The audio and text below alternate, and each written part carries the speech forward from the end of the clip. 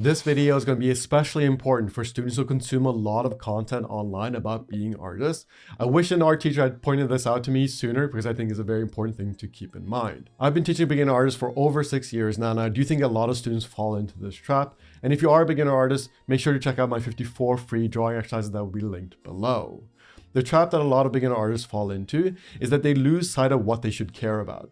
A lot of different art teachers will tell you what to focus on. They will pass on their philosophy about what is important.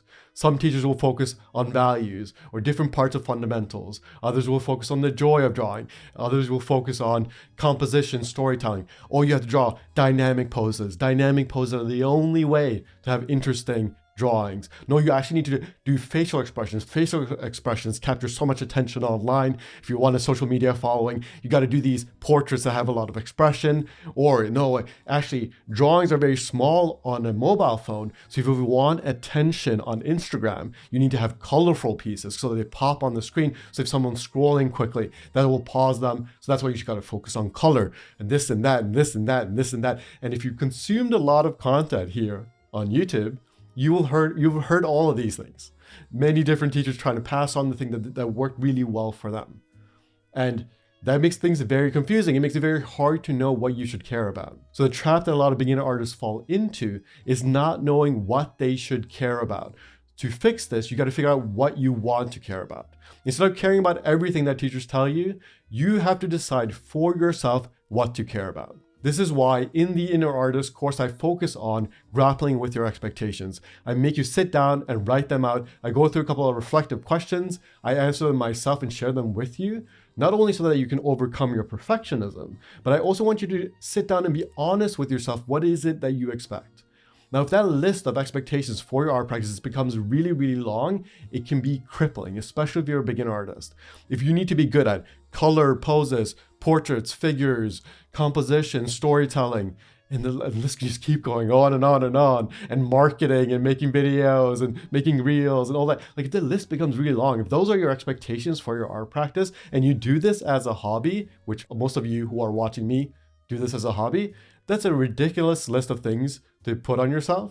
There's a ridiculous amount of pressure to put on yourself, and it's no wonder that you don't draw as much as you want to. If you got to get all of those things perfectly right in every single piece, of course you don't feel energized to draw. If the mountaintop is infinite distance away, if you're trying to walk to the moon, of course that's not very motivating. So sit down, grapple with your expectations, and ask yourself, what do I actually want to care about? And one thing that you want to grapple with here is, what is it that actually matters to you? Have you actually written it out? Do you have a Word document where you're just writing out all the things that come to mind? What matters to you? What are you actually interested in? Some things can be inspirational while not being aspirational. This is something I talk about a lot in the art style section of the course, the Inner Artist course. What is aspirational? What is inspirational? I like looking at paintings. I am inspired by paintings all the time, but painting isn't something that I particularly enjoy. So in my expectations, I do not have the expectation that I should be good at painting, but I still look at paintings and am inspired by it. It's inspirational, it's not aspirational. I'm not aiming to be a painter, and having that written down takes so much weight off my shoulders. And by taking off this weight off my shoulders, it makes it so much easier to sit down and draw and actually enjoy the practice. I'm not expecting myself to get good at everything. I'm choosing what I care about. And you get to choose what you care about. That is up to you. And you should not leave that to any art teacher to tell you. Do not blindly follow art teachers online. Always ask yourself critically, what do I care about? And which teacher can teach me this specific aspect? Do not blindly follow teachers, even if you are inspired by their art. Only follow them with a critical eye. If they are aspirational to you, sure, go down that path. But as you go down that path, always filter what they say based on your own experience. If doing a specific thing, if doing a specific drawing exercise, let's say, for example, you go through the Beginners Toolkit and some of my exercises just don't resonate with you. They're boring, they make you draw less. Stop doing that drawing exercise. The joy of drawing should come first. And that's one philosophy that I pass on to students. And I would love to hear a counter argument. I don't think that there are strong counter arguments, but that is my philosophy.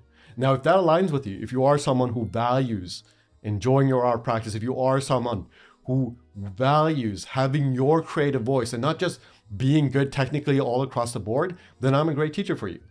If you are someone who isn't naturally talented, like myself, then I'm a great art teacher for you because I focus on students who are beginners because I know what it's like not to be talented. I know how hard it is to learn these skills, which is why I focus on enjoying the drawing practice from a beginner stage. Instead of getting good and then enjoying it, I focus on enjoying it from the beginning because that's my experience. That is my philosophy. If that aligns with you, that works great. If that doesn't align with you, if you are a student who wants to be gritty about it, if you want to hate your art practice, you want to wake up early in the morning and just force yourself to do it, I'm not your teacher. If you are someone who wants to be an atelier level drawer, if you want to do perfect figure drawing and you want to spend 10 years focusing on that, I'm not your teacher. Always filter what you watch online based on what matters to you. Sit down today and ask yourself, what do I care about? Start a Word document right now. Right now, while you're watching this, as it's playing, start a Word document, title should be what I care about -art, and then start writing out, what do you want to care about? What matters to you? What is the voice that you want to express? And if you want to care about everything and you want to put that pressure on yourself because that is who you are, go ahead. But as you have that written out, be very careful of who you consume online. Be intentional about where you're taking your art practice. It will make it so much more fun. And by being intentional, you can also leave room for experimentation. So if the intention is to experiment, then you can leave a lot of room for yourself. But if the goal is experimentation, then make sure that you leave that room, right? Be intentional about how you experiment. What direction do you want to aim for? What do you want to play around with?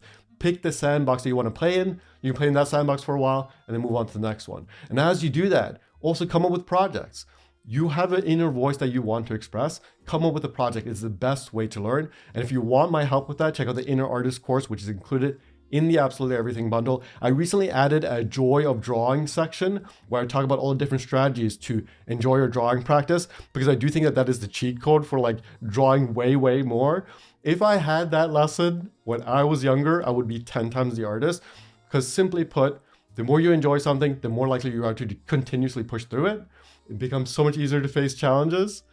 So focus on enjoying your art practice, have fun with that. And if you are interested in 54 free drawing exercises, check out the link below. And maybe if you look in the description, there's a free lesson on perfectionism if that is something you struggle with.